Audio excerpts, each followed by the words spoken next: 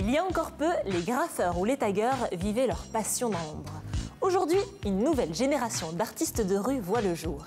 Ils s'appellent Banksy, JR ou King Robot et ils sont devenus les nouveaux chouchous des galeries. Leurs œuvres s'arrachent à prix d'or. Le street art, une tendance venue des États-Unis, décryptage.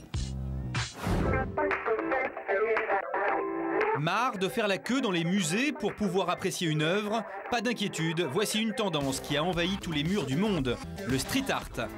Pour la décortiquer, Tendanceau vous emmène en exclusivité à la rencontre de deux superstars du genre, Nasty et John One.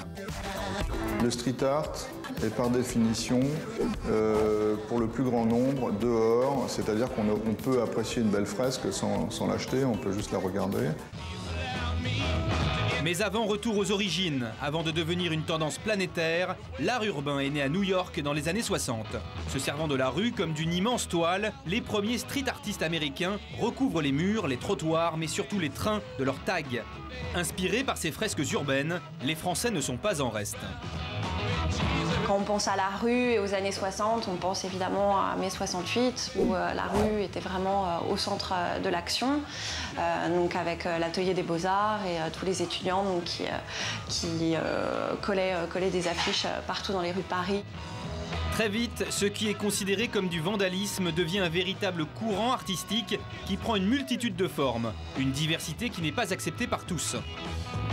À la fin des années 70, il y a eu une très grosse répression à New York et la police a été vraiment sur les dents. Donc c'est devenu vraiment très dangereux de taguer les trains, par exemple. Et il y a eu d'ailleurs beaucoup d'accidents, des morts. Donc beaucoup d'ailleurs de graffiteurs ont quitté New York à ce moment-là.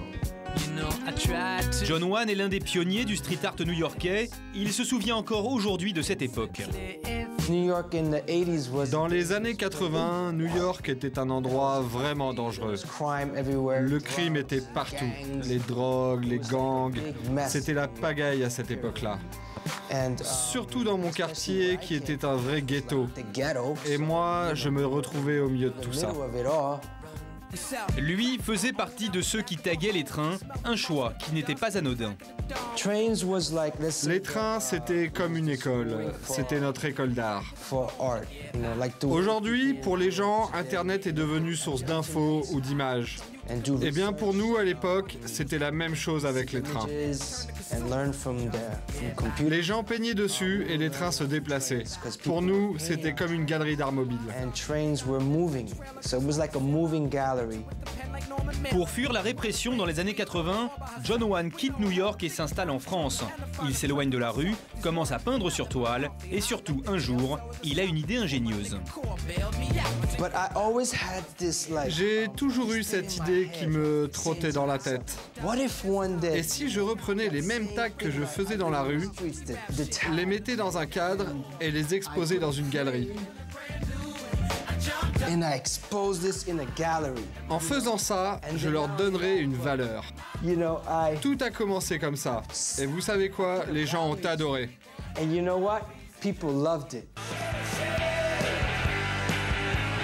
Avec son style bien personnel, il fait exploser les prix dans les ventes aux enchères et devient une superstar, véritable consécration. L'année dernière, on lui a même demandé de taguer un mur géant en plein Paris en mémoire de l'abbé Pierre. Devenu rentable, le street art a envahi les galeries. Franck Lefebvre s'est spécialisé en art urbain. Il nous fait découvrir ses dernières trouvailles.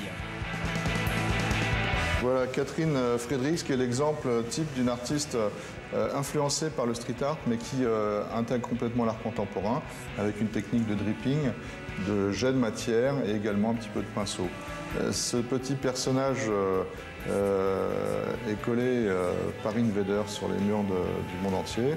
L'idée, c'est d'envahir le monde entier, donc c'est quand même assez ambitieux, mais c'est un artiste important et il est en train d'y arriver.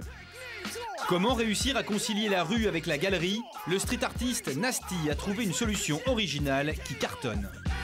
Comme tout ce qui se fait dans la rue est effacé, moi j'ai envie d'être un peu, de préserver un peu ce qui se fait dans la rue et c'est pour ça que j'ai des supports urbains.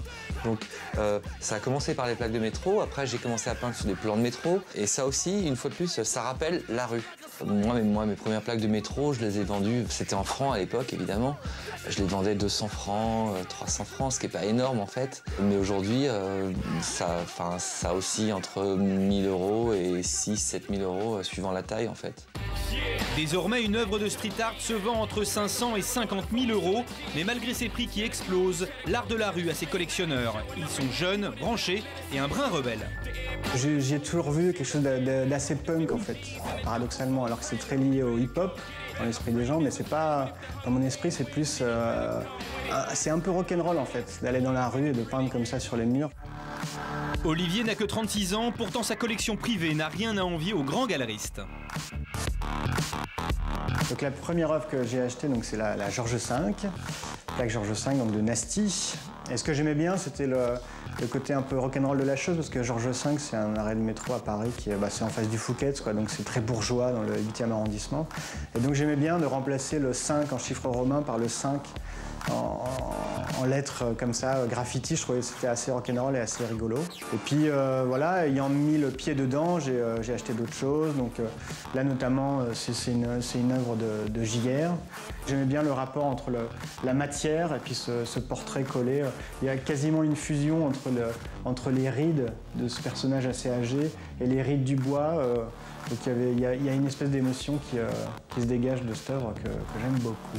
Donc là, oui, c'est une œuvre qui a une histoire. Donc c'est mon petit chouchou, John One, qui est venu ici à la maison pour faire l'œuvre en direct. Donc c'était assez rigolo. Il a pris une espèce de peinture comme ça, et puis il a peint avec ce truc que j'ai gardé comme une relique. Et puis c'était fait en 10 minutes, quoi. Il m'a demandé de mettre de la musique à fond, de lui servir un verre de vin, et puis en 10 minutes c'était fait, et voilà. Je ne m'en lasse pas et je pense que je la revendrai jamais. Mais pas besoin de débourser des milliers d'euros pour une toile. Pour en profiter, un seul conseil, foncez dehors et ouvrez l'œil.